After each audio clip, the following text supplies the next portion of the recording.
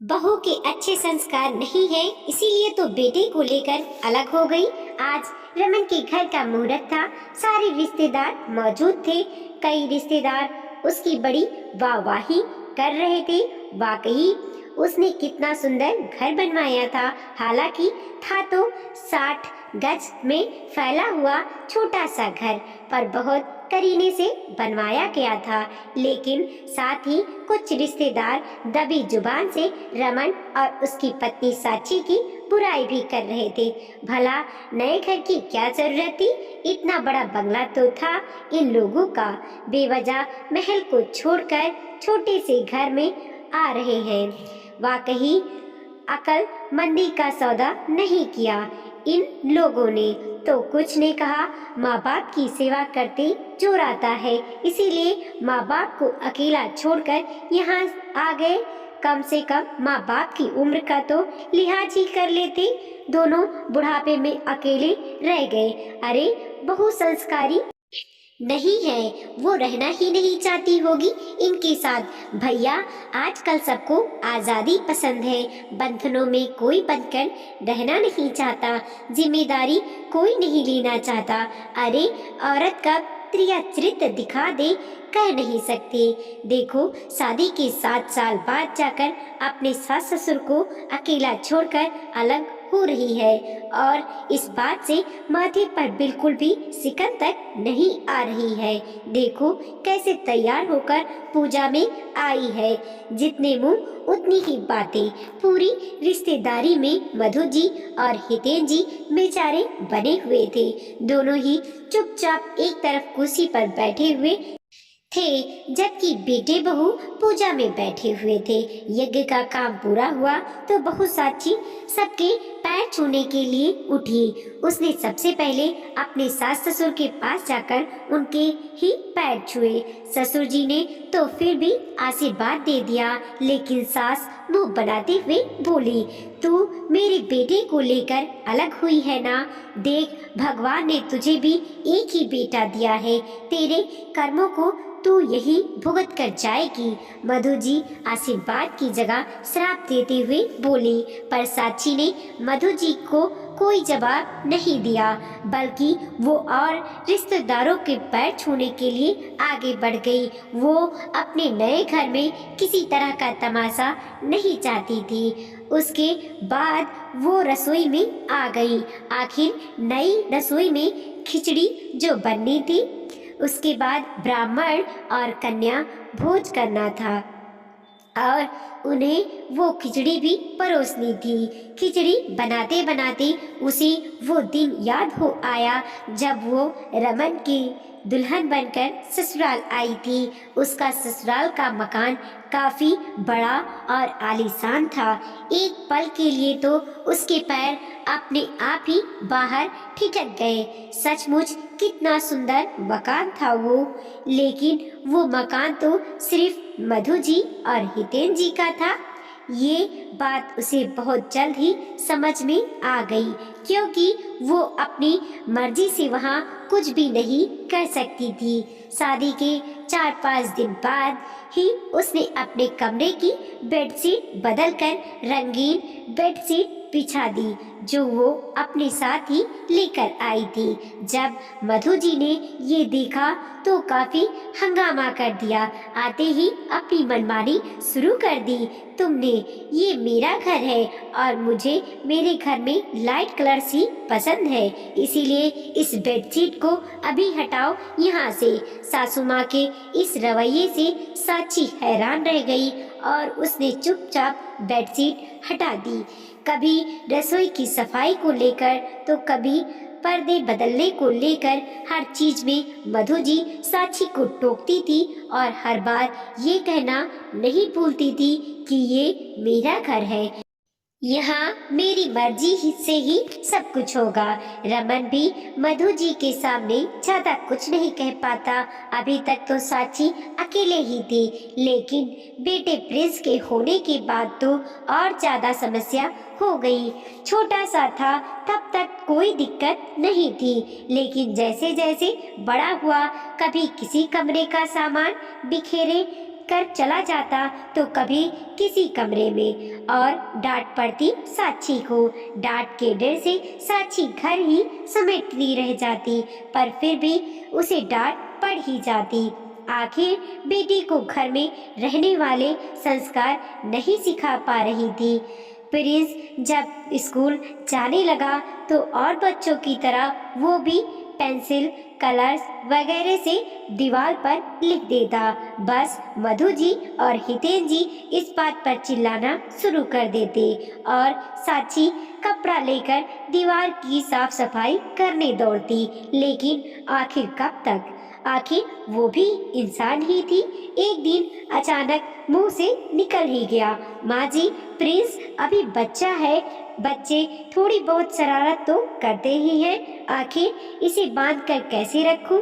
मुझे नहीं पता, तेरा बेटा है, तू ही संभाल। अपने घर को गंदा होने नहीं दूंगी मैं, मुझे मेरा घर साफ सुथरा पसंद है। मधु जी तो दो टूक जवाब देकर वहां से निकल गई। साक्षी हक्की बक्की सी उन्हें देखती रह गई।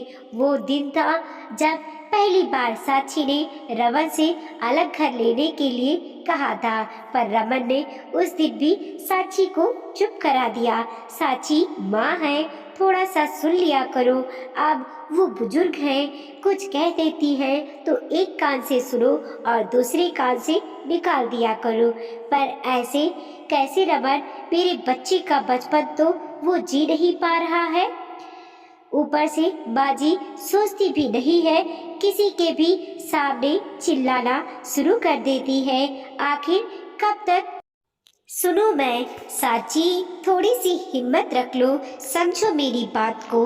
माँ पापा बूढ़े हो चुके हैं, उन्हें अकेला भी तो नहीं छोड़ सकते। अब इसके आगे साची कुछ ही ना कह पाई। लेकिन उस दिन तो रमन घर पर ही था। बाहर बारिश हो रही थी, पता नहीं कैसे पीछे वाला दरवाजा खुला रह गया और प्रिंस खेलता हुआ बाहर उस छोटे से बगीचे में आ गया। बच्चों को तो वैसे भी पानी से बहुत लगाव होता है। 4 साल के प्रिंस को भी बड़ा मजा आने लगा। वहीं गमले में से मिट्टी निकाल निकाल कर खेलने लगा और पानी में भीगता रहा। थोड़ी देर बाद अपने उन्हें नन्हे गंदे पैरों के साथ वो घर में आ गया। पूरे फर्श पर मिट्टी और गीला हो चुका था। ये देखकर मधु जी आग बबूला हो गई और उन्होंने खींचकर एक चाटा प्रिंस को दे मारा। कुछ सिखाया नहीं है, तेरी माँ ने तुझे बिल्कुल तमीज नहीं है, पूरा घर गंदा कर दिया। मधु जी की मार से प्रिंस जोर जोर से रोने लगा। शोर सुनकर सब लोग बाहर आ गए। वहाँ का मंजर देखकर उन लोगों को समझते देर नहीं लगी कि क्या हुआ होगा। प्रिंस को रोता देखकर साक्षी प्रिंस को गोद में उठाकर कमरे में ले गई, पर रमन बोला, माँ वो बच्चा है, उसे इतनी समझ थोड़ी है कि गंदे पैरों से घर में नहीं आया जाता। अगर समझ नहीं है तो समझ सिखाओ उसे, मेरे घर में ये सब नहीं चलेगा। नहीं तो अपने कमरे में चुपचाप बिठा कर रखो। उसे पूरा फर्श गंदा कर दिया। अब उस महारानी को बोलो कि छोड़ो उसे, पहले बाहर आकर फर्श साफ करे। रमन हैरान होकर मधु जी की तरफ देखता रहा। ये देखकर मधु जी बोली, अब ये हुई घूरता रहेगा मुझे या फर्श भी साफ करवाएगा? खुद घर बनवाओगे तब पता चलेगा। यहाँ तो माँ बाप का घर है, जितना चाहो उतना बिगाड़ लो। आखिरकार रमन खुद ही बाहर गया, कपड़ा लेकर आया और पूरे फर्श पर उसने पोछा लगा दिया, पर मधु जी कुछ भी नहीं कहा। उस दिन रमन ने ठान लिया कि वो छोटा सा ही सही अपना खुद का मकान बनवाएगा। ऐसा मकान जहां उसका बच्चा उसका बचपन जी सके, और आज वो सपना साकार हो रहा था। थोड़ी देर बाद ही भोजन का आयोजन किया गया था।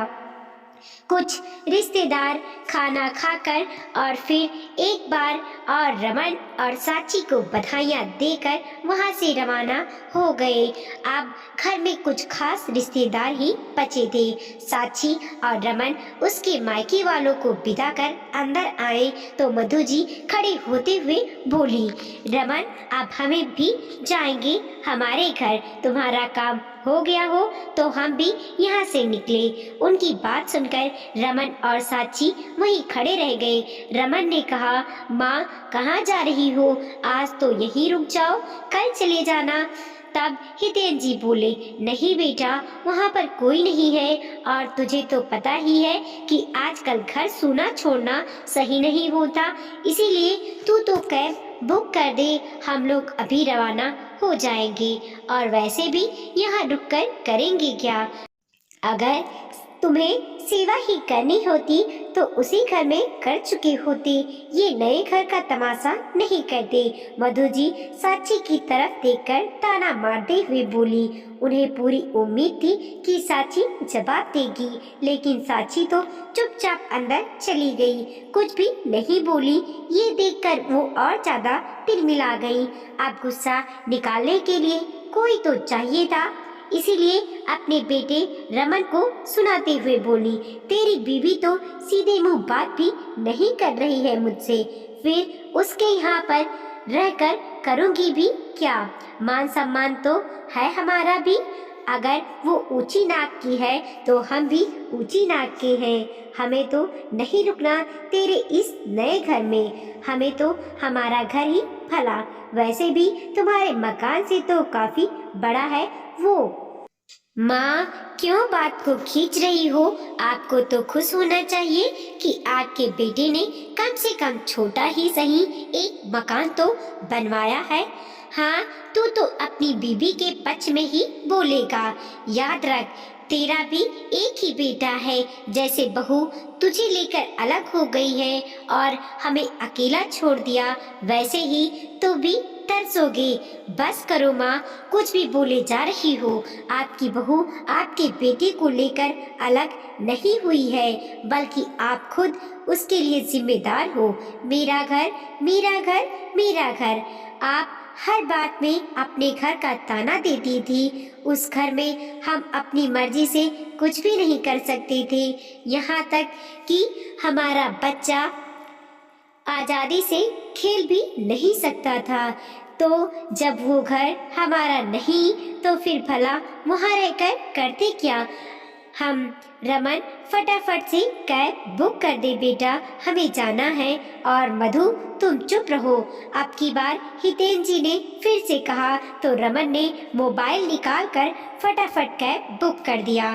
थोड़ी देर में कैब वहां आ गई और हितेन जी और मधु जी वहां से रवाना हो गए। वीडियो को लाइक कीजिए, कमेंट कीजिए और अपने दोस्तों के साथ जरूर शेयर कीजिए। चैनल पे नए हैं प्लीज सब्सक्राइब कीजिए और देखते रहिए मोटिवेशनल स्टोरी।